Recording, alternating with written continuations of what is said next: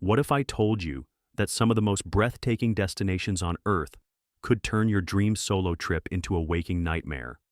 From lawless streets to natural disasters waiting to strike, these countries are battling dangers most travelers never see coming. Today, we're uncovering the shocking truth behind the top 10 most dangerous countries for solo travelers in 2025. And trust me, you'll want to hear this before you book your next flight. Kicking things off at number 10, we've got Honduras. Now, Honduras has some jaw-dropping sights. Think pristine beaches along the Caribbean coast, ancient Mayan ruins like Copan, and some of the best diving in the world at the Bay Islands. It's a paradise, on paper. But here's the catch. Honduras has one of the highest homicide rates in the Western Hemisphere. A lot of that violence is tied to gang activity, especially in cities like San Pedro Sula and Tegucigalpa. As a solo traveler, you're not likely to stumble into a gang war. Most of this is localized. But petty crime like theft and robbery, that's a real risk, especially if you're flashing a fancy camera or wandering off the tourist trail. The infrastructure's shaky too. Roads can be rough, and public transport isn't always reliable. If you're alone, getting help in a pinch can feel like a gamble. Still, if you stick to tourist zones and keep your wits about you, it's not off limits. Just tread carefully. Next up, at number 9, is South Sudan. This is one of the world's youngest countries, and it's got a raw, untouched beauty. Wide open plains, the White Nile River, and a rich mix of cultures. But here's why it's on this list. South Sudan's been locked in conflict since it gained independence in 2011. Civil war, ethnic tensions, and a shaky government mean violence can flare up fast. For solo travelers, that's a red flag. Kidnapping risks are real, especially for foreigners who might stand out, and there's barely any tourist infrastructure. No reliable hospitals, spotty cell service, and roads that turn into mud traps during the rainy season. If something goes wrong, you're pretty much on your own. Adventurous types might be tempted by the off-the-grid vibe, but honestly, this one's a hard pass unless you've got a team and a plan. At number 8, we've got Colombia, and I know what you're thinking. Wait, isn't Colombia having a travel glow-up? You're not wrong. Places like Medellin and Cartagena are buzzing with tourists, and the country's shed a lot of its old narco reputation. The coffee region? Stunning. The people? Incredibly warm. But solo travelers, listen up. Colombia's still got rough edges.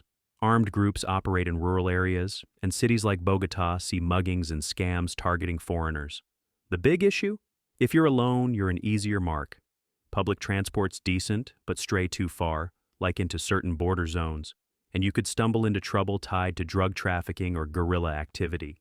It's not a no-go zone, but you've got to plan smartly and stick to the beaten path. Number 7 takes us to Yemen. This place is like stepping into a history book. Those towering mud brick skyscrapers in Shibam, the old city of Sana'a. It's unreal. But Yemen's been in chaos since its civil war kicked off in 2014, and it's only gotten worse. Airstrikes, armed militias, and a humanitarian crisis have turned it into a danger zone. For solo travelers, the risks are off the charts. Kidnapping, terrorism, and no functioning government to help you out. Even getting there is a nightmare. Airports are barely operational, and overland travel?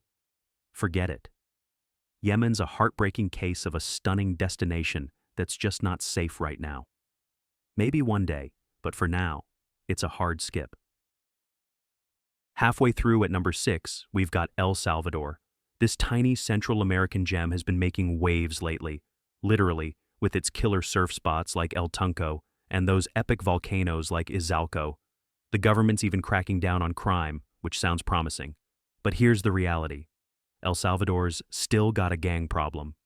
MS-13 and other groups run parts of the country, and while tourists aren't their main target, solo travelers can get caught in the crossfire. Think robberies or worse. San Salvador's dicey at night and rural areas, hard to navigate alone. The crackdown's helping, but it's also stirred tensions. If you're rolling solo, you've got to be street smart and stick to tourist-friendly zones. Number 5 is Afghanistan. This country's got a rugged beauty. Those jagged Hindu Kush mountains, the ancient city of Herat. It's the kind of place that appeals to hardcore adventurers. But let's be real. Afghanistan's a war zone. The Taliban's back in control, and while they've promised stability, bombings, kidnappings, and clashes still happen. For solo travelers, it's a logistical nightmare. No embassies for most foreigners, no reliable transport, and a serious risk of being targeted. You'd need guts, local knowledge, and a whole lot of luck to pull this off. Right now, it's one of the riskiest bets you could take. At number 4, we've got Somalia. Picture this: pristine Indian Ocean beaches, a coastline that could rival the Maldives. But Somalia's been a mess for decades. Civil war, piracy, and terrorism from groups like Al-Shabaab. Solo travelers? You're rolling the dice big time. Kidnapping is a huge threat, especially near the coast where pirates still operate. Mogadishu's a no-go for most, and even quieter areas lack basics like roads or emergency services. It's a shame, because the culture and landscapes are incredible, but this is one spot where solo travel just too dangerous. Cracking the top 3 at number 3 is Venezuela. Angel Falls, the tallest waterfall in the world. Los Roques, a Caribbean paradise.